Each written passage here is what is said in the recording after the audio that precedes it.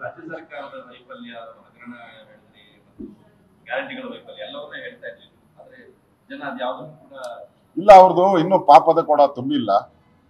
90% ತುಂಬಿದೆ, ಇನ್ನೊಂದು 10% ತುಂಬಿದ ಮೇಲೆ ಕಾಂಗ್ರೆಸ್ ಅವನತಿಗೆ ಹೋಗ್ತದೆ. ಪಾಪದ ಕೊಡ ತುಂಬಬೇಕು, ಅದಕ್ಕೆ ಜನ ಒಂದು ಅವಕಾಶ ಕೊಟ್ಟಿದ್ದಾರೆ. ಪಾಪ ಜಾಸ್ತಿ ಮಾಡಿಬಿಟ್ಟಿದ್ದೀರ, ಇನ್ನೊಂದು ಅವಕಾಶ ಕೊಡ್ತೀರಿ ಅಂತ ಜನ ಅವಕಾಶ ಕೊಟ್ಟಿದ್ದಾರೆ. ಆದಷ್ಟು ಬೇಗ ಪಾಪದ ಕೊಡ ತುಂಬುತ್ತೆ. ಕಾಂಗ್ರೆಸ್ಸಿನ ಹಗರಣಗಳನ್ನ ಇನ್ನಷ್ಟು ಬಯಲಿಗೆ ಎಳೆಯುವಂತ ಕೆಲಸವನ್ನ ಮಾಡ್ತೀವಿ. ಮುಖ್ಯಮಂತ್ರಿಗಳು ಇಲ್ಲಿ 3 ಕ್ಷೇತ್ರವನ್ನ ಗೆದ್ದು ತಮ್ಮ ಸ್ಥಾನವನ್ನ ಭದ್ರ ಮಾಡ್ಕೊಂಡ್ರ ಅಥವಾ ಡಿಕೆಶಿ ರೇಸ್ನಲ್ಲಿ ಮುಂದೆ ಹೋದ್ರು? ಇಲ್ಲಿ ಇದು ಡಿಕೆಶಿ ಗೆಲುವು ಅಲ್ಲ, ಸಿದ್ದರಾಮಯ್ಯನ ಗೆಲುವಲ್ಲ, ಕಾಂಚಾಣದ ಗೆಲುವು.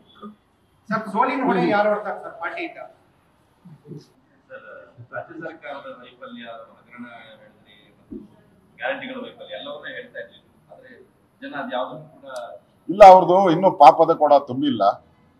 90% ತುಂಬಿದೆ, ಇನ್ನೊಂದು 10% ತುಂಬಿದ ಮೇಲೆ ಕಾಂಗ್ರೆಸ್ ಅವನತಿಗೆ ಹೋಗ್ತದೆ. ಪಾಪದ ಕೊಡ ತುಂಬಬೇಕು, ಅದಕ್ಕೆ ಜನ ಒಂದು ಅವಕಾಶ ಕೊಟ್ಟಿದ್ದಾರೆ.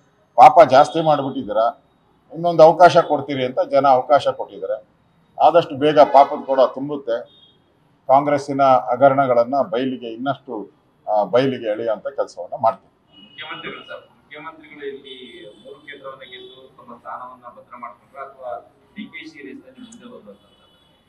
ಇಲ್ಲಿ